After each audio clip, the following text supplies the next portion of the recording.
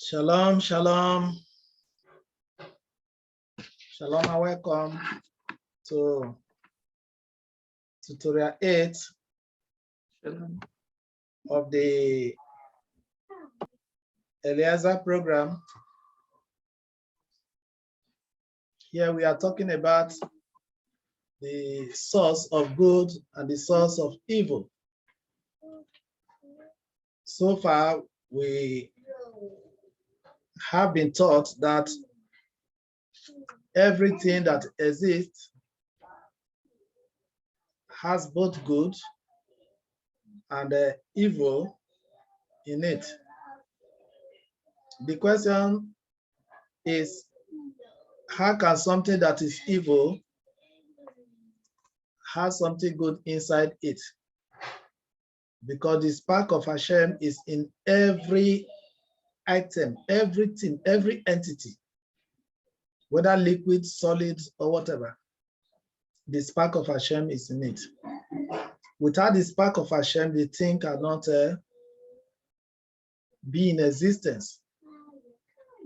For a thing to be in existence, there must be spark of Hashem inside that thing. That is what we are taught.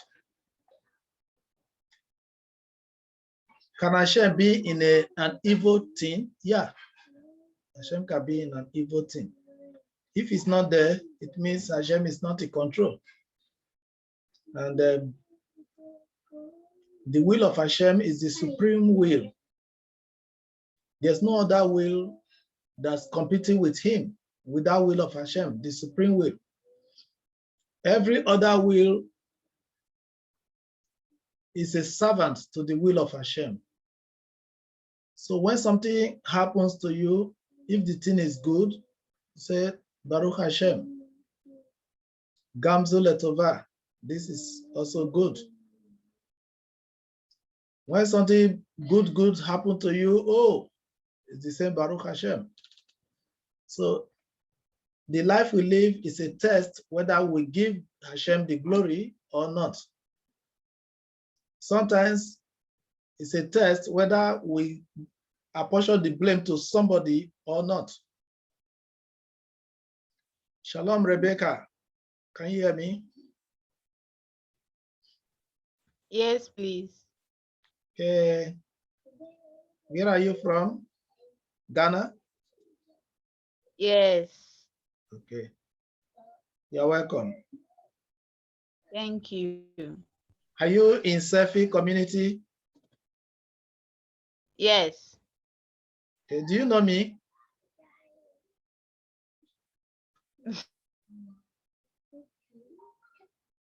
You don't know me? No. So when I visited No. Sefi 3 years ago, were you not there? I don't think so. Okay. I don't think so. Okay. You know Rochelle Kofi? Yes. Okay. You know Michael? Yes. That's good. Thank you. Welcome to our class. Oh, And thank you again. I hope what we are talking about here, what we are discussing is not too difficult to understand. No. Okay. So we are trying to trace the root of good and the root of evil. There is evil, there is good. Even in our own lives, good things happen to us and bad things also happen to us. As Jews, which one will you say is attributed to God?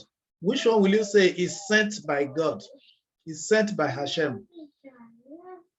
We are expected to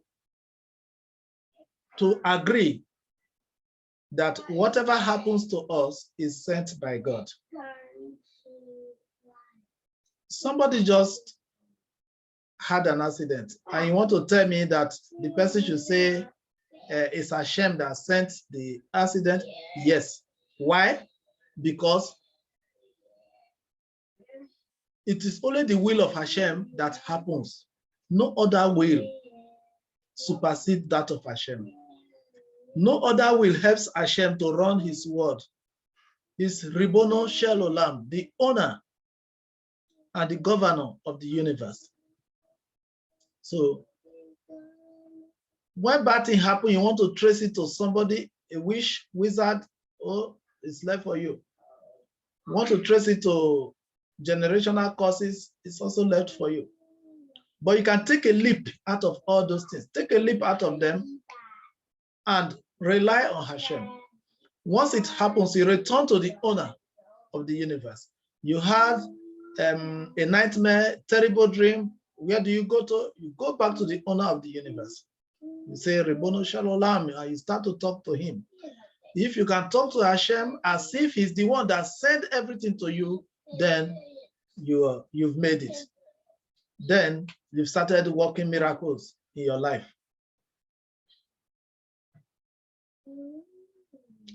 Sometimes you watch the TV and you say, oh, that pastor is a miracle worker. This one is are Jews not miracle workers? You will be a miracle worker, or Jews will be miracle workers if they know that everything comes from Hashem. The good comes from him, the bad comes from him. If there is a crisis in the synagogue, oh, Hashem, you brought this? Go back to him. It's a test, whether you be close to Hashem. So, why? Because the spark of Hashem is in everything that is, even the ones that are related to the issue. Brother Aaron, welcome. Shalom, shalom, Aaron. So, shalom, sir. Okay. So this is what we are trying to do. If you don't know this, you will not know the difference between Judaism and other religion, especially Christianity. In Christianity, it is the devil versus God. That is how they pose it to you, that it's devil and God. They reduce God to that level where to become equal to devil. That even when you pray in the name of Hashem, your prayer will not work except you say J5 in the name of J5. Oh, JC, oh, wow, the prayer will work. You can do miracle in JC. That is the plot of Christianity. Try to make sure that God is reduced so that you'll be scared. But now, from this moment on, I'm telling you, there's only one supreme will, the will of the Almighty. And everything that happens is his will. Is it an earthquake? It's his will. Is it fire and outbreak? It is will. If it is crisis, they are burning vehicles, cars, it is Hashem's way. You just lost some money, it is Hashem's way. You gain some money, it is Hashem's way. You become rich, Hashem's way. If you can live your life that way, they will have less issues. You will be at peace. Then we are taught that for everything that is good is surrounded by something that is not too good. The edible part of your coconut is surrounded by what? A shell that you need to break and throw away before you can eat your coconut. What about food in general? Food has spiritual nature and physical nature. The physical piece of food has something spiritual inside it. So the purpose of eating is to chew the food until the sparks of holiness start coming out of it and become elevated. Why are some food called kosher food and some are not kosher food? Why are some animals called clean animals and the other ones called unclean? Inside the unclean animal, the sparks of holiness that is inside it is so deep that no matter how you eat it, you cannot bring out the spark. So it's a waste of time. It will even drain you. That is why we are asked not to eat unclean food. So we've illustrated that even in evil, there is a good, and that there is nothing in existence that is 100% evil or 100% good. But in other religion, they will teach you that Satan is 100% evil, devil is 100% evil, while God is 100% good. You don't even have to discuss God, because in the first place, his Ensof is unknown, is infinite, while we are finite. So we are limited. Hashem is only, we can't even discuss it. So that is it. As I'm talking, if you have any question, please stop me and ask your question. What is the purpose of breaking the klipa? Because I've just told you that you want to eat coconut, you will break the shell before you get to the edible part of it. So also, you want to eat food, all kinds of food. There are sparks of holiness that you want to get to. So the first thing is to eat the piece of meat, break it into pieces until you get to the sparks of holiness. The essence of breaking the klipa to release the spark is to transform a piece of material object into holiness, or KADISHA. So as a Jew, you are engaged in the art of doing what? Transforming ordinary things around you into holiness. That's what makes you a Jew. What makes you a Jew is not to wear blue robe, red robe, have a sword, you conjure, you command. That's not what makes you a Jew. What makes you a Jew is to increase holiness around you. Every now and then, people complain of spiritual attack here and there. If you are building around you KADISHA, holiness, even through eating and through other means, then all those things will be reduced. All those attacks will be reduced. Now we have learned that even the food you eat, you need to use it to build spirituality. Please, if you have a question, ask, and I will stop to answer. We'll stop and answer for you. Our duty is to use physical action to increase KADISHA in this world. This is what was referred to by one of the sages, Rabbi Israel Bashetov, when he said, God transforms spirituality into physicality. The Jew makes physical things spiritual. So all the time, ensure that you make physical things spiritual. That's our duty. The only reason why we should put a morsel of food in our mouth is to raise the sparks with the physical art of eating. Eating must be done in a meditative mood in order to transform the art into spirituality. Our rabbi taught us that if you want to know a holy person, you don't know whether it's holy or not. Shalom, Joshua. Shalom, shalom, shalom, Rabbi. Thank you. So our rabbi taught us in some of his first lessons that if you want to know whether a person is holy or not, that you will know it through his art of eating. He did not say when he prays, something happened. That's not what rabbi said. He did not say when he opens his mouth, when he teaches Torah, this miracle. No. That when you want to know whether somebody is holy, you will know through his manner of eating. How? When you eat for spiritual reasons. You don't eat because of what you are going to enjoy from the food alone.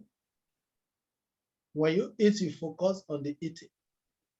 If you can do that, the souls that are trapped in the food will be released.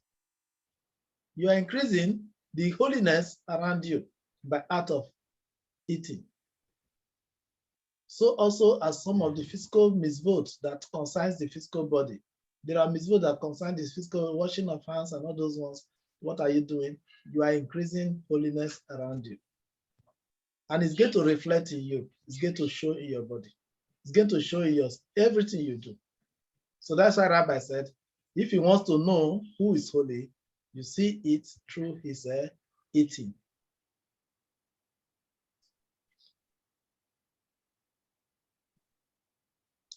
Can some distinctions be made between the Nezos and the klipa? Okay, let me use the word KADISHA. Let us distinguish between KADISHA, holiness, and klipot. Okay, now Klipot and holiness. Let's take it that way. Or evil and good. They are both opposite. That's for sure. One is the source of evil. The other is the source of holiness.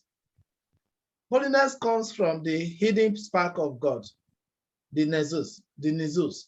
However, evil comes from Klipot or Klipa. If you are asked, what is the source of evil? You can remember the word Klipa or Klipot. That's where evil comes from.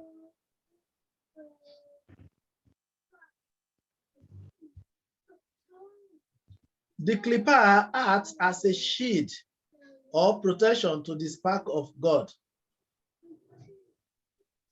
What is the work of the Klipa? Okay, we have learned that the body, the physical body is like Klipot to the soul. What is the work of the physical body? It's to trap the soul. Because if the soul is not trapped, the soul will escape, and that is what is called death. Hi. Yeah, I can hear you, Rebecca. So that is what is called death. So the physical body is function. Okay, Rebecca, do you have a question? I didn't get the KADISHA and the Klipa. Please, can you? Okay, Klipa is evil. KADISHA is holiness. So just look at it that way. There are two things now. One side is holy, one side is evil. Now, we are trying to know, how are they related? How do they work together? The good, the evil, and the holiness. How do they work together? How do they even stay together? I told you it's not like you mix what will I say? You mix olive oil with kerosene. When you mix olive oil and kerosene, it will mix very well. You cannot distinguish which one is olive oil again or kerosene. Or you mix palm oil. Those of us in Africa, you mix palm oil with kerosene, you cannot distinguish it. It will mix well, very well, you know, to form the same color. You can. But when you mix oil with water, what happens? They cannot mix together. You will see the particles of oil in water, or you see particles of water in oil. You know, they cannot really mix well. You will see they're still separated even when you mix it together. That is the nature of bringing the Klipot and KADISHA together. KADISHA is holiness. Klipot is the shells of evil, or the shells that covers the holiness. We have illustrated that the soul is the real man, is the spiritual man. But since good and evil mix together in the world, what happened? The body is used to clothe the soul, to trap it so that the soul will not escape. And I mentioned that the escape of the soul from the body is death. That is why when the body is still young and there is no accident or whatever, the person tends to be alive. The soul remains in the body. But when the body is sick, take it to hospital, treatment here and there, the body will become so weak that it can no longer trap the soul, and death will occur. Or should an accident happen, Hashem forbid, and there is vibration, two vehicles hit each other, and there is strong vibration, that vibration can make the soul fly away. And that is also death. So when you sleep at night, part of the soul leaves you to meet Hashem for judgment and comes back later. When he returns, you gain more energy. That's why when you wake up, you become strong, not as if you were given another food. It's the soul that left you and came back to strengthen you. And the part of the body that is not clean, even when you wake up, is the fingertips. That is why you do what? You wash. You wash to remove those evil spirits that resides in the fingertips from your hand, from your body. So it's like somebody who is 1/60, who died 1/60 at that ratio compared to death. So still on the Klipot. or KADISHA. The material world is a test. We must do things such as eating, speaking, marrying, singing, dressing, transacting businesses, or relating with others only for spiritual reasons. That's the thing. The material life is transient. It evaporates. As we are looking at it, we are aging. Another 6 years now, when we come and look at our face, you say, oh, 6 years ago, look at, this is how I look. So the physical world is a test to all of us. You can buy a car, you say, oh, my car is the best today. After some years, it's no more going to be the best. It's going to age. So this is why, are you buying a car? Do it for spiritual reasons. It's the spiritual life that has no end. The physical life has an end. So whatever you want to do it for spiritual reasons. You want to marry because of spiritual reasons. Marry because of heaven, not because of, oh, the man is rich, he can take care of me, he can do this, he can do that. You never can tell whether the man will take care of you for 1 more year or 2 years. So the food you eat, spiritual reasons. So work on your midot in order to build your spiritual life. Doing mitzvot to impress others will always strengthen the klipa. You see, klipa is coming now, or klipot is coming. A lot of persons, they wear tefillin, the money, we put on their talit, they want to pray very well, chant all the Hebrew, just to impress. In case there's competition, they will be the first, so that nobody can take their position from them in the synagogue. That is what they do. So when you are doing that, you don't work on your midot, you just focus on Torah or on mitzvot, even to impress others, you increase the klipot around you. You increase the evil around you. You are not going to move from mechanical Judaism to inner Torah.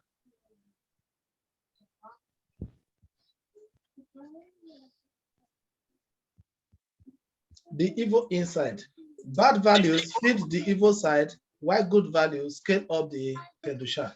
Now, when you build on your values, on your midot, you increase KADISHA around you. But when you don't build on the midot, you do what?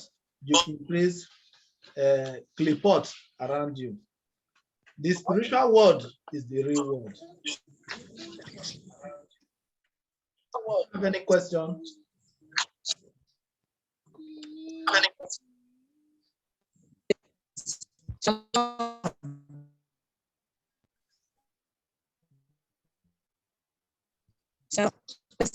Shalom. Somebody. Shalom.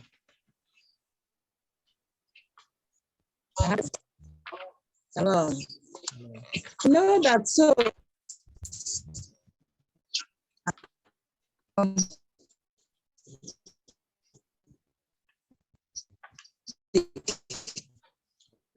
Type your question. I can't hear you. It's breaking. So type your question. Another person can ask why she's typing it. Imadasa, can you hear me? Do you know where to type? If you know where to type your question. Or can somebody hear her?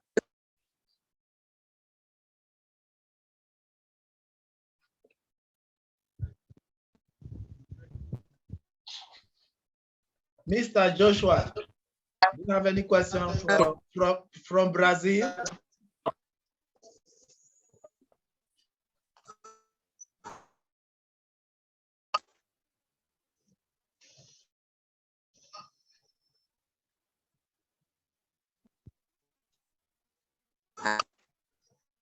Means the network is poor. If you are not talking, mute your mic if you are not talking.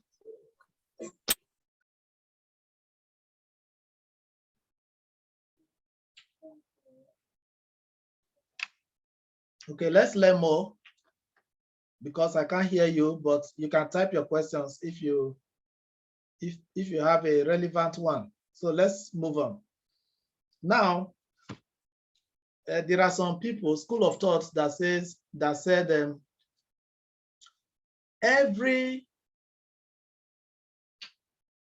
some objects have soul, animals have souls, human beings have souls, some have spirit, not soul, whatever.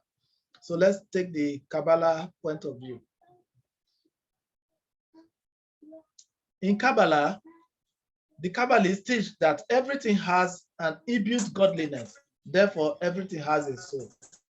That inbuilt godliness inside everything makes us say or believe or teach that everything has a soul.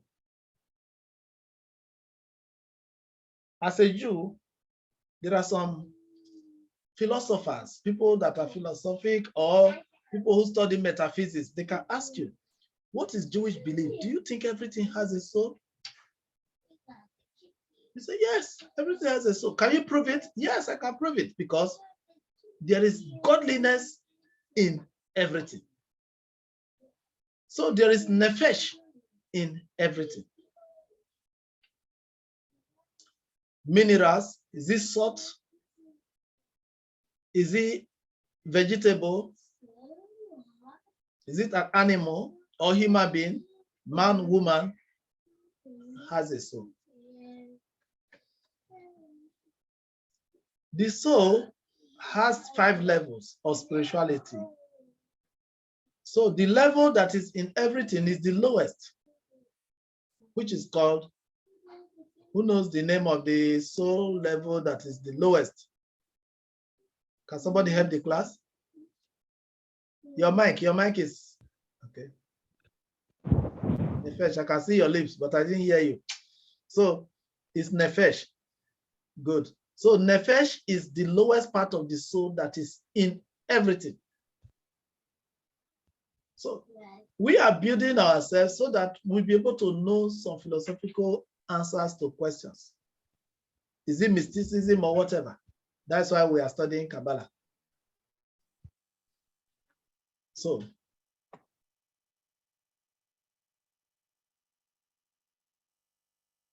I don't know whether you know this thing. I want to show you some Hebrew letter, 4 Hebrew letters. If you know them, if you know what it means. Can you see the 4 Hebrew letters?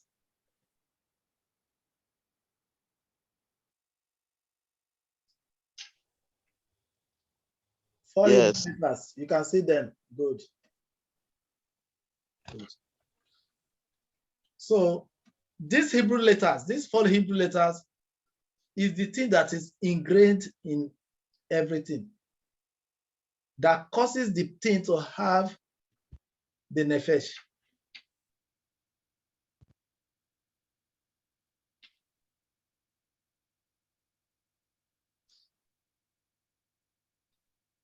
Okay, I can see your question, Ima Hadassa. See your question. I will answer it. So you have seen exactly what is in the water, what is in the plant, what is in the pawpaw, what is in the animal, what is in the goat, what is in the human being, that makes us say, yes, everything has a soul. It's the 4-letter word. So when you hear Havaya, we are talking about the 4-letter word. When we hear tetragrammaton, is also the 4-letter word. When you hear YHVH, it is 4-letter word. So it's a word we don't pronounce, we don't utter it. Instead, you can say Yod, Hey, and Vav, Hey. You put and in the middle out of respect.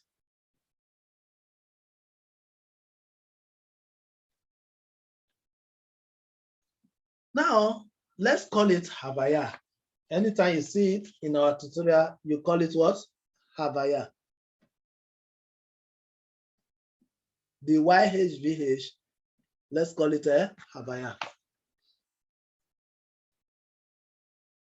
Is Havaya same as Hashem? Because Havaya is what is engraved into those things. Is it same as Hashem? According to Kabbalah, Hashem is Ein Sof. Hashem is indescribable. Hashem is limitless and beyond any name and description. Therefore, Havaya cannot be God himself. All the names of God that are revealed to us only refer to how God conducts himself as he interacts with us. The names are not God himself. Havaya is a four-letter formula. All the names of God are rooted in Havaya. All the names of God are rooted in Havaya. I think I will end the lesson here. And then I will answer the question of our sister. We know that a soul can become sick. What will a sick soul do? Hence, the sickness is not malaria or headache. I think we treated that in our last previous lecture, when we talk about each of the sickness of the soul. We examine each of the sickness of the soul. And we saw that fire is the offshoot. Fire has an offshoot, which is pride. If pride is in the soul, that soul is a cursed soul or is a sick soul. The person should pursue what? Humility. If he pursues humility, that element or midah will be fixed, will be rectified. And when the element of fire is rectified in a person, the person becomes humble. Is it water? What's the sickness of that comes from water? The sickness of the soul that comes from water is lust for excessive pleasure. You would like to over-enjoy. When you see beer, if you don't drink 6 or 7 bottles, you will not rest. Sometimes you will drink 10. A carton, I want to finish a carton. You do competition of beer every evening when you come from your work. You have a woman, you like to sleep with the sister, the mother, the friend, all of them. You want to sleep with all of them. These are called excessive pleasure. You want to enjoy every woman you see. Excessive pleasure. Food, meat and fish, you must mix it together. Even when they are telling you, oh, Orthodox Judaism, we don't do that. Say, let me make I enjoy myself first. I not call life call suffer. Make I enjoy my meat and fish mixed together, These are excessive pleasure. The soul is sick.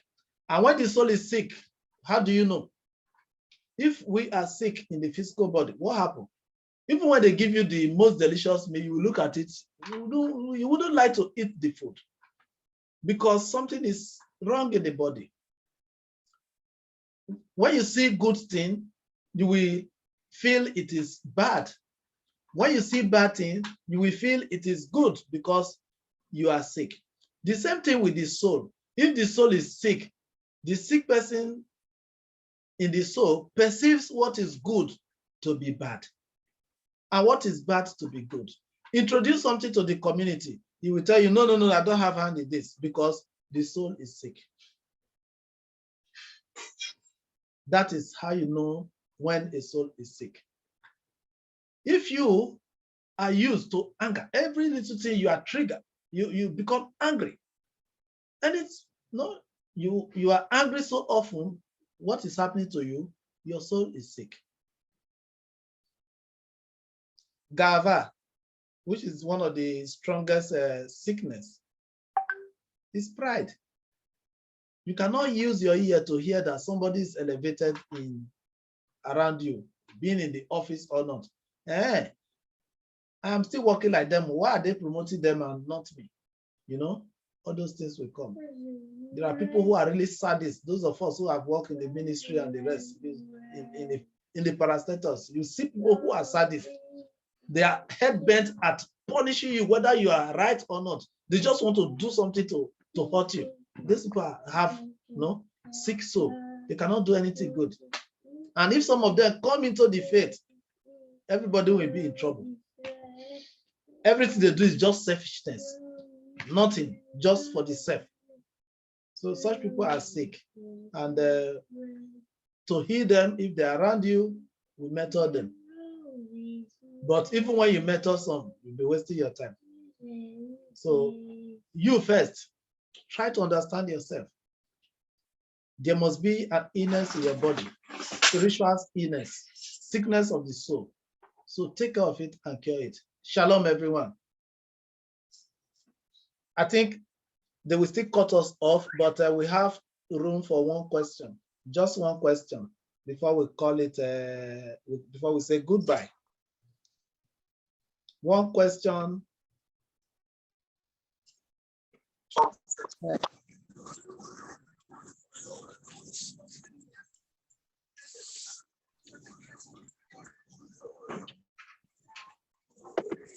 Somebody talking?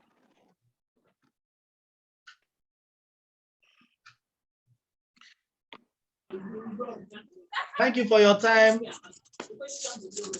Okay, you are talking. Rabbi, thank you. My friend Christy, she's from the United States. She joined in. Christy. Okay, that is nice. Christy, you didn't come early, but I believe next tutorial you will join us, and we would like to hear from you. We want it to be as interactive as possible. And my people here, they know we have said it, that we are here to build. If there's something you don't like, don't run away. Instead, make your impact and help us change and be able to tell the world that Africa is Christy, she joined Shalom, in. everyone. Shalom. Shalom. Shalom. Shalom. Thank you. Thank you for your time. Thank you for the question. We'll do it better on the next meeting is Thursday. We'll do it better on Thursday, and we start a new tutorial. I think tutorial 9. Yes, this is what we are starting next on Thursday. So try and study it online, read very well, so that you will have some questions to ask. So Daraba, Laila Tov. Laila Tov.